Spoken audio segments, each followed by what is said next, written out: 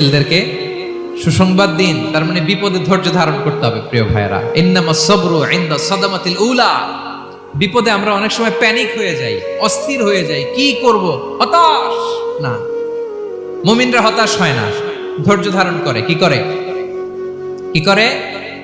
ধৈর্য ধারণ করার শক্তি দাও গো মেহেরবান আমায়, দাও গো মেহেরবান। পড়েন, ধৈর্য ধারণ করার শক্তি দাও গো মেহেরবান আমায়, দাও গো মেহেরবান। সবাই বলুন একসাথে, ধৈর্য ধারণ করার শক্তি দাও গো মেহেরবান আমায়, দাও গো মেহেরবান।